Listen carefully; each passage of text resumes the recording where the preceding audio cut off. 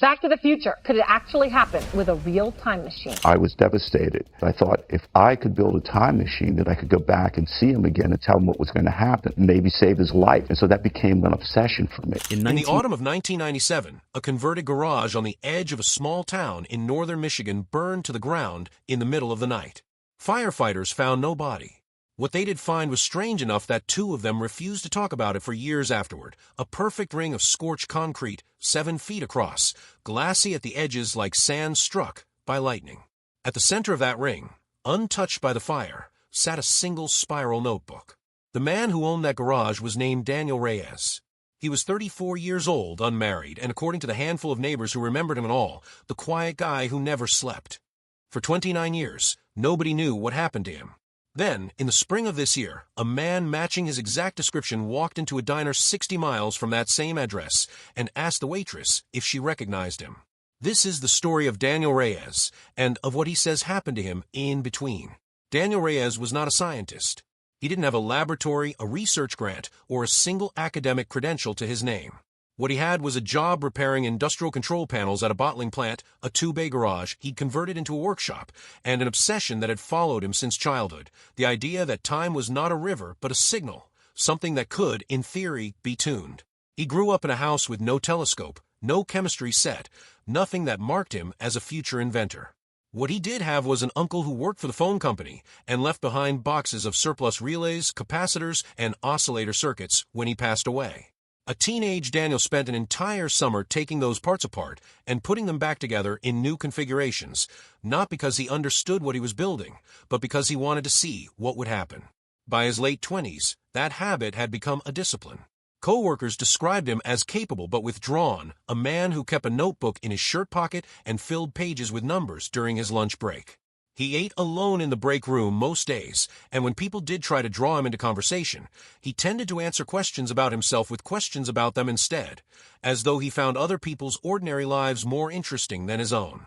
Nobody at the plant seemed to know much about his life outside of work, only that he left promptly at the end of every shift and rarely, if ever, took a vacation day. The one exception to his general silence was a local late-night call-in radio program, broadcast out of a small AM station that covered 3 counties, hosted by a man named Walter Grissom, who specialized in strange but true listener stories. Grissom's show ran from midnight to 3 in the morning, a mix of ghost stories, UFO sightings, and the occasional genuinely thoughtful conversation with an amateur inventor or self-taught researcher who had nowhere else to be taken seriously. For a certain kind of tinkerer, Grissom's program was the only place in the world where a claim would be heard out in full before being judged.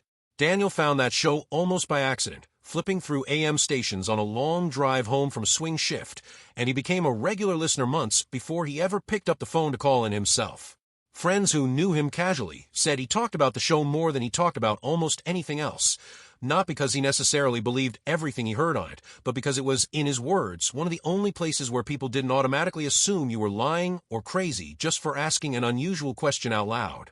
Daniel called in for the first time in the winter of 1994. He didn't claim to have built anything remarkable. He simply described an odd effect he noticed while testing a high-frequency oscillator paired with a focused light source. For a fraction of a second, small objects placed near the field seemed to blur out of focus in a way that had nothing to do with motion. Grissom, who had heard every kind of claim over the years, asked the obvious question, "Are you sure it isn't just an optical trick?" Daniel's answer, according to a cassette recording of the broadcast that circulated among fans of the show for years afterward, was measured. He said he'd tested a dozen times, that he'd ruled out vibration, that he'd used a high-speed film camera borrowed from a friend to record the effect frame by frame. On playback, he said there were frames where the object simply wasn't there, not blurred, not moved, absent, and then it was back, in the same position, undisturbed. That single call turned into a standing invitation. Grissom asked Daniel to keep documenting his work and to check back in. Daniel did, roughly every few months, describing incremental progress, a stabilized field, a longer duration of the effect, more careful controls to rule out simpler explanations. He talked on one call about building a simple double-blind test with a coworker who didn't know which trials were live, and which were dummy runs with the field power down, specifically so he couldn't accuse himself of unconsciously seeing what he wanted to see. On another call, he described spending an entire weekend trying to reproduce the effect using nothing but conventional static electricity, just to rule out the possibility that he was fooling himself with something mundane. Listeners argued about it constantly. Some thought he was chasing a genuine anomaly and pushed him, in call-in questions of their own, to bring in outside verification. Others assumed he was either mistaken about what he was seeing or, less charitably, embellishing the story for the attention a strange claim gets on late-night radio. Nobody who heard those early calls seemed to think he was acting out of malice or an intent to deceive. If anything, the recordings that survive show a man who sounded increasingly uneasy about his own results, not proud of them, someone who kept describing his findings the way a person might describe a persistent and worsening symptom rather than a triumphant discovery. By the end of 1995, Grissom's producers had started keeping a loose file on the calls, mostly out of curiosity, cross-referencing Daniels' described voltage levels and equipment against basic physics textbooks to see whether any of it was even plausible on paper. Nothing in the file confirmed his claims, but nothing definitively debunked them either. The trouble, as one producer later put it, was that Daniel never sent in anything that could actually be checked. No photographs, no measurements on paper, nothing beyond his own description over the phone. Grissom asked, more than once, for something tangible. Daniel always said the same thing: soon. What changed everything, according to people who worked alongside Daniel at the bottling plant, was a near accident in the spring of 1996. He'd been running a modified test setup at home using components pulled from decommissioned plant equipment without authorization, and it drew enough current to trip breakers 3 houses down. A neighbor called it in. An electrical inspector visited, found nothing dangerous enough to warrant charges, but issued a formal warning and confiscated 2 pieces of equipment. Rather than discouraging him, the incident seems to have hardened his resolve.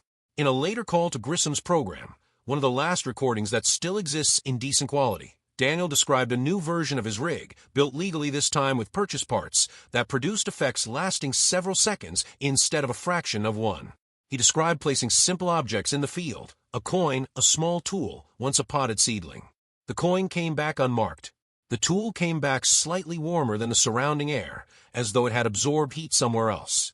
The seedling, he said, came back wilted, as if days rather than seconds had passed for it. Grissom, to his credit, pushed back hard on air.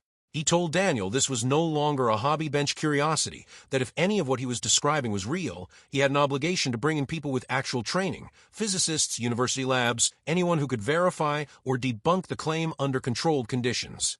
He pointed out, reasonably, that a man alone in a garage testing unknown fields on living things, however small, was not a safe or responsible way to proceed, even if every word of it was true.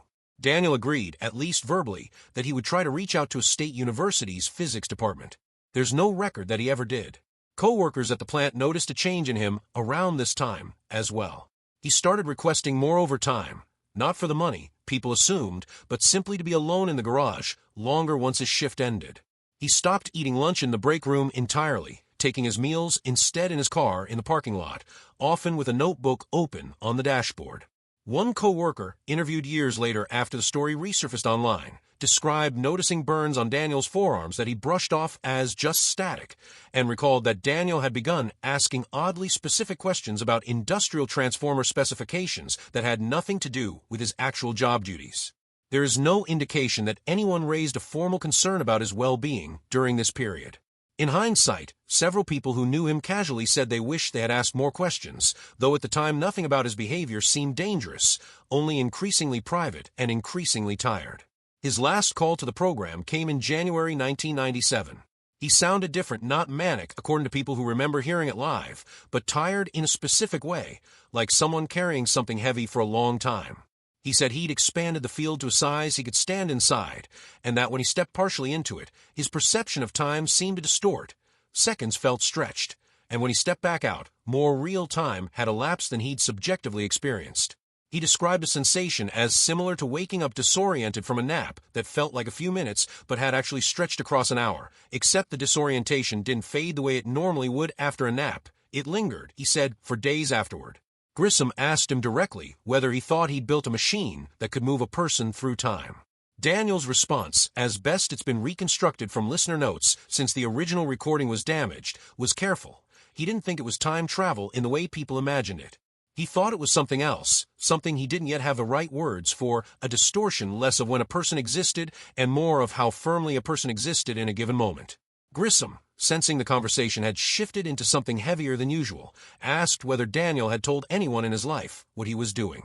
Daniel said no, that he didn't think anyone would believe him, and that in any case there wasn't really anyone left to tell. He promised to call back in a month with photographic proof, measurements, anything that could move the conversation from anecdote to evidence. He never called back. Grissom mentioned him briefly on the air a few weeks later, noting that a regular caller had gone quiet and hoping he was all right, but the show moved on the way radio shows do, filling the hours with new callers and new stories. It would be years before anyone connected that offhand mention to what had happened at the address Daniel had once given, in passing, during an earlier call. By March 1997, people who lived near Daniel's rented property said his phone had been disconnected and his mail was piling up unopened. A neighbor mentioned to police after the fact that she'd seen unfamiliar cars parked near the end of a road on 2 occasions, though nothing ever came of that detail beyond idle speculation. On the night of March 19th, the garage caught fire. The blaze was intense enough that by the time the volunteer fire department arrived, the structure was already collapsing. What they found afterward became, for a small circle of people who followed the case, the central mystery. Destroyed transformers, melted copper, wiring fused into unrecognizable shapes, and that 7-foot ring burned into the concrete slab, its edges fused smooth like something had superheated the surface from directly above rather than from an ordinary fire. There was no body. Investigators concluded, reasonably, that Daniel had likely left the property before the fire started, whether by choice or under duress, and that the blaze itself was accidental, probably caused by an equipment failure in an overloaded circuit. The fire marshal's report, portions of which were later obtained through a public records request by an amateur researcher interested in the case, noted the unusual burn pattern on the concrete, but stopped short of drawing any conclusion from it, attributing it to an intense, localized point of ignition consistent with an electrical arc fault rather than anything more exotic. A missing person report was filed. It was never closed, but it was also never actively pursued past the first year for the simple reason that there was no evidence of foul play, no next of kin pressing for answers, and no leads for local police to follow beyond a cold trail and a burned-out garage. Daniel had no immediate family in the area. A distant cousin, contacted by police at the time, said she hadn't spoken to him in years and had no idea where he might have gone. The rented property itself was quietly repossessed by its owner within a few months, the wreckage cleared, and a new structure eventually built in its place. For most people who had ever crossed paths with Daniel Reyes, that was the end of the story, a strange, sad case of a man who disappeared, whether by choice or misfortune, and left almost nothing behind. The recordings of his calls to Grissom's program kept circulating in the years that followed, first on cassette tape trading circuits, and then, once the internet reached small-town radio fandoms, as digitized clips on early message boards. A minor mythology built up around the case, theories that Daniel had traveled forward-backward, sideways into some other version of events, theories that he'd faked the whole thing, and disappeared to start a new life, theories that something in his own workshop had killed him, and the official story was simply wrong. None of it was ever resolved. The story faded, the way most unsolved things do, into a smaller and smaller corner of internet folklore. 29 years is a long time for a rumor to sit dormant. Then, in April of this year, a man walked into a diner in a town roughly 60 miles from the site of the original fire and asked the waitress on shift a strange question. Did she recognize his face from anywhere? She didn't at first. He was in his early 60s by every visible measure, weathered in the particular way of someone who has spent a long time outdoors or under stress, with a stillness in how he spoke that made her uneasy. He explained, without much preamble, that his name was Daniel Reyes, that he believed he had once lived in the area, and that he was trying to understand how much time had actually passed since he'd last been somewhere familiar. What followed, based on an account later given to a small handful of people who took his story seriously enough to sit with him for hours, was not a claim of time travel in any conventional sense. Daniel said the machine he'd built had never moved him forward or backward through time at all. What it had done, in his words, was pull him slightly out of sync with the ordinary flow of shared experience, not gone, not elsewhere, but consistently a half-step removed from the people and places around him, so that his presence became difficult for others to register, hold on to, or remember clearly. He described the night of the fire as the moment everything changed. The field, in its most powerful configuration yet, hadn't produced a flash or a sensation of movement. It produced something closer to disconnection, a feeling, he said, of the world shifting very slightly to one side while he stayed exactly where he was. When he emerged, the garage was already burning, and though only what felt like an hour had passed for him, far more time had clearly elapsed outside the field. What came after, in his account, was stranger than the fire itself. He said that people who had once known him began struggling to place him. A former co-worker recognized his face, but couldn't recall his name. A landlord remembered renting to someone in that unit, but couldn't produce a single concrete detail. Phone numbers he'd once used were disconnected, not through any conspiracy, but simply because no provider had any record of him ever holding the account. He described drifting for years afterward, taking short-term and cash-paying work, never staying anywhere long enough for the effect to fully catch up with him, always half a step ahead of becoming completely unplaceable in other people's minds. He offered no equations, no working device, no photographic proof, only a spiral notebook, water-damaged and partially legible, filled with sketches of coil configurations and dense, looping handwriting that trailed off mid-sentence in several places. He asked the people listening not to try to replicate anything in it. He said he'd come back now because whatever effect the machine had caused was deepening, and he wanted at least a few people to remember accurately what had actually happened to him before it became impossible for anyone to hold on to him at all. Every detail of Daniel Reyes' story invites a simpler explanation, and it would be dishonest not to say so plainly. A man vanishing under financial or personal pressure, adopting a new identity, and reappearing decades later with a strange story is a far more common occurrence than a man who broke the laws of physics in a rented garage. Memory is fallible, especially at a 60-mile remove and 29-year gap. People misremember landlords and co-workers all the time, without any exotic cause. A water-damaged notebook full of technical sketches proves that someone drew technical sketches, nothing more. And yet the story persists, not because the physical evidence demands a strange conclusion, but because of something harder to dismiss. The people who spent real time with him afterward describe a specific, consistent difficulty holding on to the memory of the encounter itself. Not forgetting that it happened, they have notes, a notebook, a name, but finding the emotional and sensory texture of it fading unusually fast, the way a vivid dream compresses into a vague impression within days. Whether that is a real anomaly or simply the ordinary unreliability of memory dressed up in a compelling narrative is a question nobody has been able to answer. Strip away the machine, the fire, and the 29-year gap, and the Daniel Reyes story leaves behind a much simpler and more unsettling question. What does it actually mean for a person to be real to the people around them? We tend to assume identity is fixed, that a name, a face, a set of memories held by other people is a stable, permanent thing. Daniel's account suggests, whether or not any of it is literally true, that this stability might be more fragile than we like to believe, propped up by nothing more than other people's willingness and ability to keep remembering us. Nobody has been able to verify the central claim of his story, and in all likelihood nobody ever will. What's left is a name that circulated for nearly 3 decades as an unsolved curiosity, a fire nobody has ever fully explained, and a man who walked back into the world only long enough to ask a handful of strangers to remember him correctly, before, by his own account, he intended to disappear again, this time for good. Whether Daniel Reyes broke something in the world, or simply broke something in himself, is a question the people who met him are left to sit with. All that's certain is this. Somewhere out there, if his story is to be believed, is a man trying to stay just barely visible to a world that is quietly, steadily forgetting he exists. No physicist has examined his notebook. No lab has attempted to reconstruct his equipment. The garage where it all supposedly began is long gone, replaced by an ordinary structure that gives no hint of what may or may not have happened on that patch of ground almost 30 years ago. If Daniel Reyes is still out there, he has, by his own design, made himself close to impossible to find again, which may be the one part of his story that nobody, skeptic or believer alike, can really argue with.